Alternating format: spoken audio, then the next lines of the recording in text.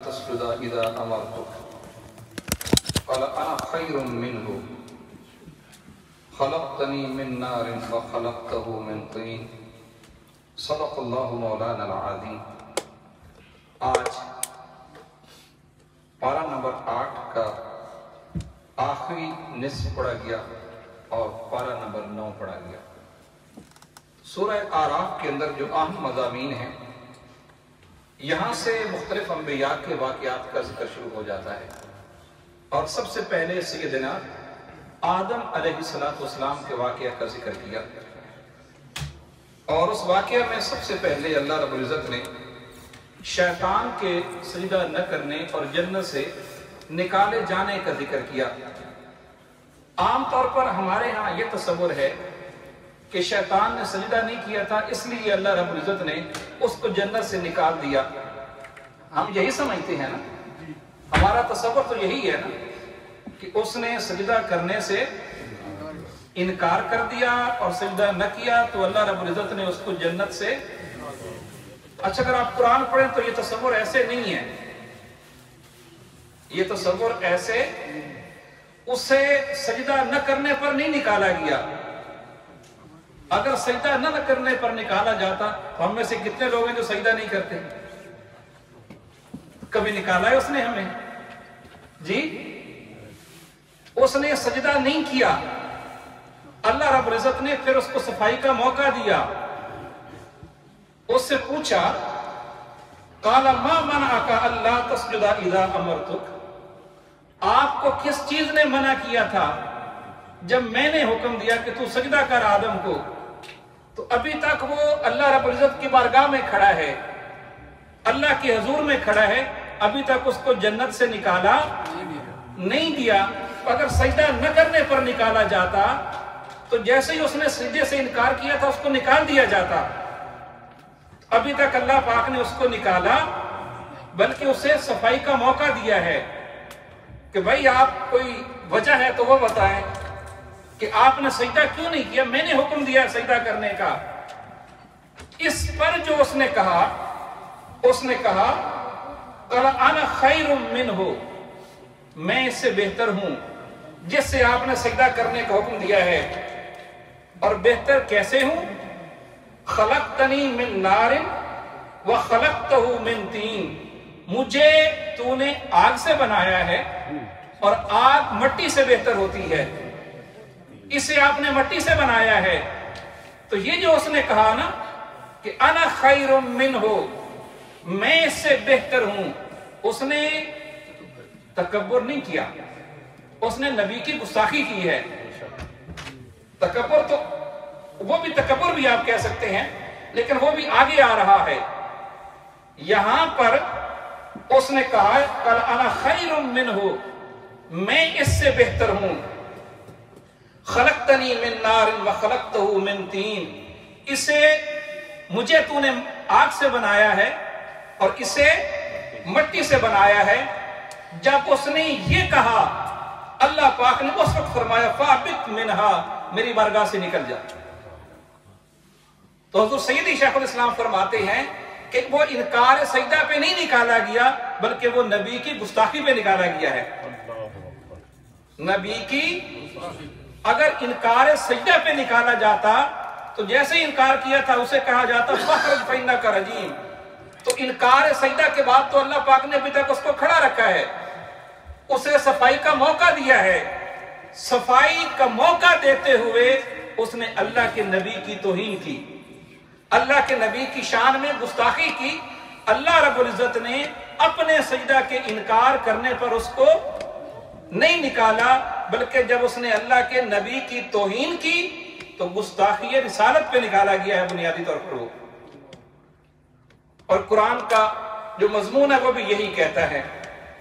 پھر اگلی بات، جب اللہ رب العزت نے کہا کہ نکل جا یہاں سے، قال انظرنی الی یوم یبعثون۔ اب اگلی ایک اور بڑی اہم بات لکھی ہے مفسرین نے یہاں پر۔ عام طور پر ہم یہ سمجھتے ہیں کہ کوئی بندہ گناہگار ہو تو اللہ پاک اس کی سنتا ہی نہیں ہے، وہ صرف اپنے محبوب بندوں کی سنتا ہے، اپنے نیک اور صالح بندوں کی سنتا ہے۔ اس میں کوئی شک نہیں ہے कि वो अपने नेक साले महबूब और मुकर्रम बंदों की तो सुनता ही है, लेकिन वो शैतान की भी सुनता है। अल्लाहु अकबर। क्या? वो शैतान की भी सुनता है।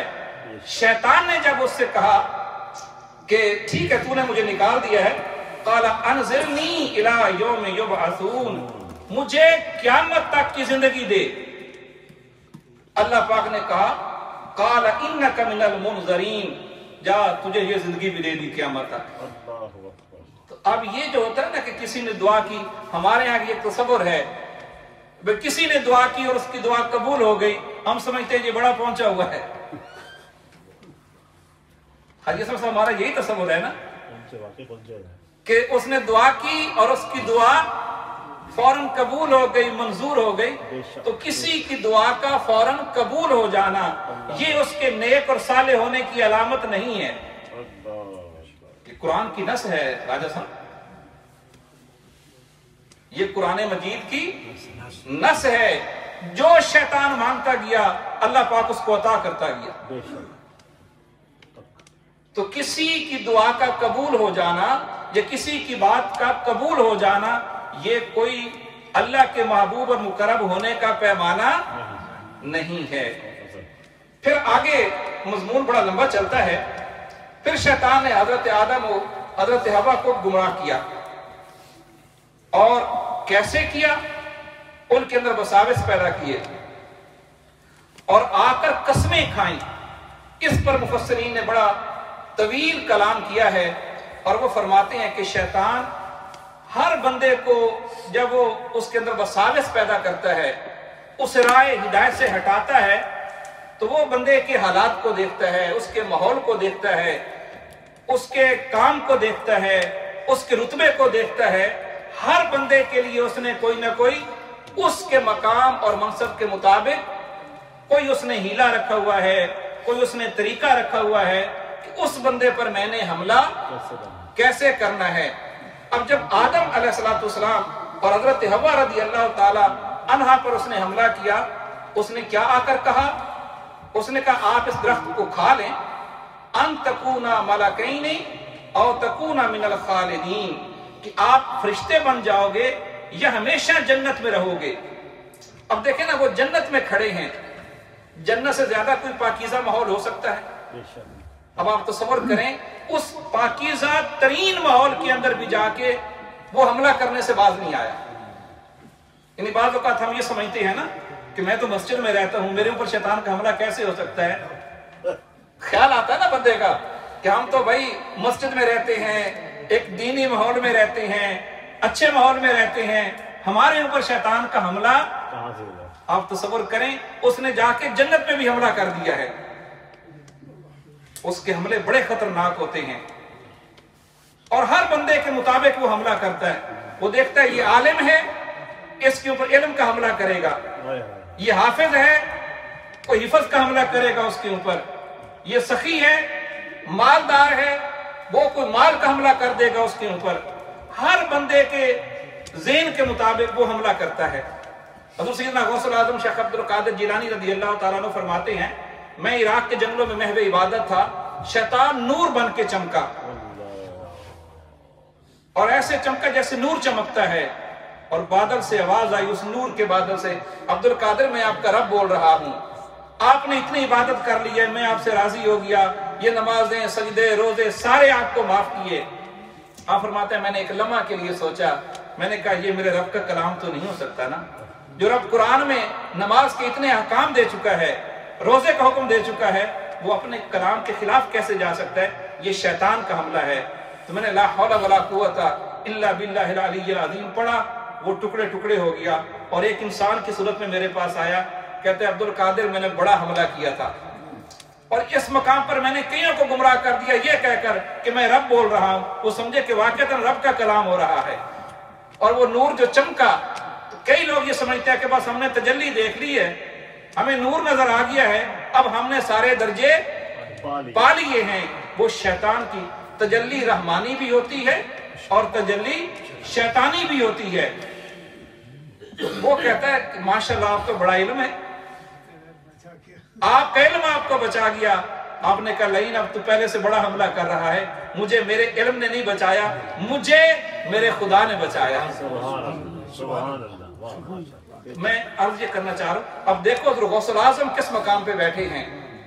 वो बदबख्त वहां भी हमला करने से बाज नहीं आया, और कैसा हमला किया कि मैं आपका रब बोल रहा हूं, और नूर बन के चमका। फिर हम तुम किस शुमार में आते हैं? इसलिए अपने नफ्स पे हमेशा नजर रखनी चाहिए। वो हर बंदे को खराब करता है, अल्टीमेट उसका टारगेट क्या है कि बंदे जहन्नुम में जाए। वो आगे कुरान मजीद की आयत आ रही हैं जिसमें अल्लाह पाक ने फरमाया, या बनी आदम ला यफ्तिनन्नकुमुश शैतानु कमा अखरज अबवैकुम मिनल जन्नह, कि कहीं शैतान के फितने में मुब्तला न हो जाना। उसका टारगेट ये है, उसने अपना एक मकसद बना रखा है अपनी जिंदगी का कि तुम्हें जन्नत में न जाने दे। वो चाहता है कि औलाद आदम भी दोज़ख में गिर जाए, क्योंकि वो जो दुश्मनी है तो वो खुला दुश्मन है तुम्हारा। फिर फरमाया वो अकेला भी नहीं, उसका एक बहुत बड़ा लश्कर है जो लोगों को गुमराह करने के लिए रात दिन मेहनत करता है और कोशिश करता है। फिर आगे आराफ एक तबका है, ये जन्नत और दोज़ख के दरमियान में होगा, और ये जन्नत को भी देख रहे होंगे, दोज़ख को भी देख रहे होंगे। इनका भी हिसाब किताब, बाज़ ने कहा इनकी नेकियां और गुनाह बराबर हो जाएंगे। इन्हें एक दरमियान के मकाम में लाया जाएगा और अल्लाह रब्बुल इज़्ज़त इनका फैसला बाद में करेगा।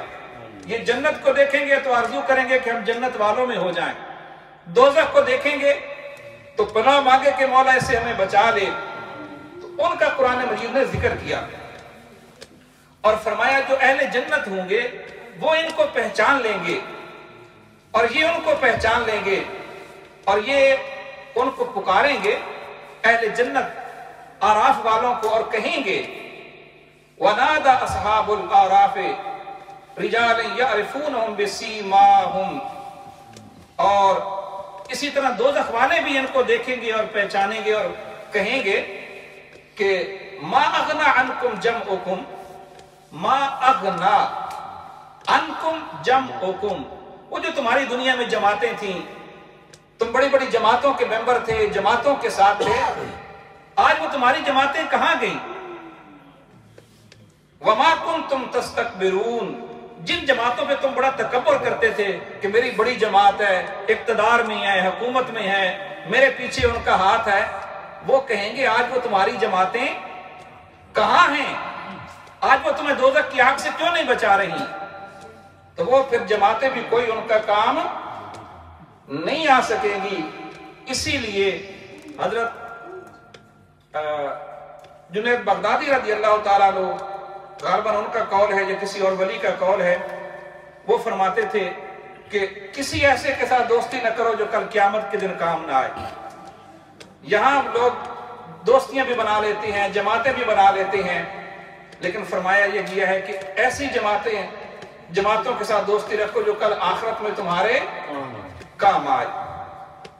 फिर आगे कुरान मजीद ने अंबिया का जिक्र किया और उसमें एक बात समझाई, वलो अन्ना अहलल कुरा आमनू वत्तक़ौ लफतहना अलैहिम बरकातिम मिनस समाई वल अर्द। अगर ये बस्तियों के लोग आमनू ईमान ले आते, वत्तक़ौ और तकवा इख्तियार करते, लफतहना अलैहिम हम खोल देते इनके ऊपर बरकातिम मिनस समाई वल अर्द, आसमान और जमीन की बरकतें। यानी अगर आप ईमान पर रहें और तकवा पर रहें, अल्लाह रब्बुल इज़्ज़त जमीन और आसमान के सारे खजानों के दरवाजे आप पे खोल देगा। बस थोड़ा ये होता है कि जब आप ईमान पर चल रहे हैं तो आपको मुमकिन है बाज़ औक़ात थोड़ी मुश्किल आए। फिर आगे मुख्तलिफ अंबिया का जिक्र करते हुए सैयदना मूसा अलैहिस्सलाम का जिक्र किया और उसमें एक बड़ा आम वाकया आया है। आपको मालूम है कि फिरौन ने सारे जादूगर बुला लिए और मूसा अलैहिस्सलाम के साथ मुकाबला करने लगे। वो जो जादूगर आए थे, आपको मालूम है फिरौन ने बुलाए थे, काफिर थे, मुशरिक थे, लेकिन उन्होंने जब मूसा अलैहिस्सलाम को देखा तो मूसा अलैहिस्सलाम का अदब किया, हया किया और कहने लगे, कालू या मूसा इम्मा अन तुल्किया व इम्मा अन नकूना नहनुल मुल्कीन, اے موسیٰ علیہ السلام آپ پہلے شروع کریں گے یا ہم شروع کریں؟ یعنی یہ ایک ادب ہوتا ہے نا، یہ جو انہوں نے ادب کیا اللہ رب العزت نے ان کو اس ادب کا صلہ دیا۔ اب آپ تصور کریں، اور اس پر مفسرین نے بڑی کمال کی بات کی ہے کہ وہ صبح کافر تھے، مشرک تھے، نبی کا مقابلہ کرنے آئے تھے، لیکن انہوں نے اللہ کے نبی کا ادب کیا، اور ادب کتنا سارا کیا۔ اے موسیٰ آپ پہلے شروع کریں یا ہم شروع کریں؟ آپ نے کہا آپ شروع کریں۔ آپ تصور کر لیں نبی کے ادب کا کتنا مقام ہے، نبی کے ادب کو دیکھیں، اتنا سارا ادب کیا۔ اے موسیٰ آپ پہلے شروع کریں یا، اتنا جملہ ادب کا بولا، حیا کا بولا۔ تو اللہ رب العزت نے پھر جب وہ انہوں نے کیا، پھر موسیٰ علیہ السلام نے اپنا عصا ڈالا تو وہ سمجھ گئے کہ یہ جادو نہیں ہے، چونکہ وہ اس فن کے ماہر تھے۔ جو کسی فن کا ماہر ہوتا ہے نا، اس سے پتہ ہوتا ہے کہ یہ جو مد مقابل ہے یہ واقعتاً جادوگر ہے یا کچھ اور ہے۔ جب انہوں نے موسیٰ علیہ السلام کی عظمت کو دیکھا تو وَأُلْقِيَ السَّحَرَةُ سَاجِدِينَ قَالُوا آمَنَّا بِرَبِّ الْعَالَمِينَ، وہ سارے سجدہ میں گر گئے اور اللہ رب العزت پر ایمان لائے۔ پھر فرعون نے ان کو دھمکی دی، اور پھر فرعون نے ان کو سولی پہ چڑھا دیا، ان کو شہید کر دیا۔ اور آپ تصور کریں کہ صبح کے ٹائم پر وہ کافر اور مشرک تھے، اور شام کے ٹائم پر وہ اعلیٰ علیین میں جنتوں میں شہداء میں شامل ہو چکے تھے۔ اب آپ تصور کر لیں کہ نبی کا جو ادب ہے وہ انسان کو کہاں سے کہاں تک پہنچا دیتا ہے۔ پھر آخری اس کا جو مضمون آیا ہے، بہت سے مضامین اس کے اندر آئے ہیں، ایک مضمون تو اس کے اندر یہ بھی آیا ہے کہ کفار مکہ، جب انسان یعنی آپ تصور کریں نا وہ گمراہی کی راہ پہ چل پڑتا ہے تو پھر اس کی حالت کیا ہو جاتی ہے۔ کفار مکہ کہنے لگے اگر یہ رسول حق ہے، یہ قرآن حق ہے، اللہ رب العزت سے کہا کہ ہمارے اوپر پتھروں کی بارش کر دے۔ اللہ رب العزت نے کہا کہ میں عذاب تو دے دیتا، لیکن مجھے حیا یہ آتی ہے کہ میرا محبوب تمہارے اندر ہے۔ وَمَا كَانَ اللَّهُ لِيُعَذِّبَهُمْ وَأَنْتَ فِيهِمْ، اے میرے محبوب یہ جو عذاب مانگ رہے ہیں نا، میں نے پہلے بھی کئی قومیں ہلاک کر دی، تباہ کر دی، برباد کر دی، ان کا نام و نشان مٹا دیا، لیکن اب مجھے حیا آتی ہے کہ آپ ان کے اندر بیٹھے ہوئے ہیں، آپ کی وجہ سے میں ان کو عذاب نہیں دے رہا۔ تو اس میں ایک اصول دے دیا اللہ رب العزت نے اپنا کہ جہاں اس کا محبوب ہوگا، جہاں اس کا محبوب ہوگا وہاں اللہ کا عذاب نہیں آئے گا۔ تو یہ حضور کا صدقہ ہے، ورنہ آج اگر آپ ہمارے گناہ دیکھیں تو پہلی قوموں سے کوئی کم نہیں ہو گئے، بلکہ بہت سے کاموں میں ہم پہلی قوموں سے بھی آگے بڑھ گئے ہیں۔ بس عذاب کیوں نہیں آ رہا؟ آقا علیہ السلام کا صدقہ ہے، یہ گنبد خضرا کا حیا ہے۔ اللہ رب العزت اب انسانیت کو اس طرح تباہ برباد اور ہلاک نہیں کر رہا، تو وہ کہتا ہے کہ مجھے جب بھی دیکھتا ہوں انسانوں کو ان کو تباہ کرنے کا خیال آتا ہے، تو پھر جب میں نظر کرتا ہوں تو مجھے میرے محبوب تیرا مکھڑا نظر آ جاتا ہے، تیرا گنبد خضرا بھی تو اسی زمین پر ہے نا۔ پھر میں اپنے عذاب کو روک لیتا ہوں، میں کہتا ہوں چلیں کوئی بات نہیں، سارا حساب کتاب قیامت کے دن ہی کر لیں گے۔ تو یہ تاجدار کائنات کی وجود کی برکت ہے کہ کافر بھی محفوظ ہیں اور آپ کا کلمہ پڑھنے والے تو ڈیفینیٹلی محفوظ ہیں۔ اللہ رب العزت ہمیں آقا علیہ السلام کے صدقے اس دنیا میں بھی، قبر میں بھی، قیامت میں بھی اور آخرت میں ہر عذاب سے محفوظ رکھیں۔ اللہم صلی علی سیدنا و مولانا محمد وعلى آلہ وصحبہ وبارک وسلم۔ ربنا آتنا فی الدنیا حسنہ وفی الآخرۃ حسنہ وقنا عذاب النار۔ اللهم اعنا على ذكرك وشكرك وحسن عبادتك۔ اللهم نور قلوبنا بنور القرآن۔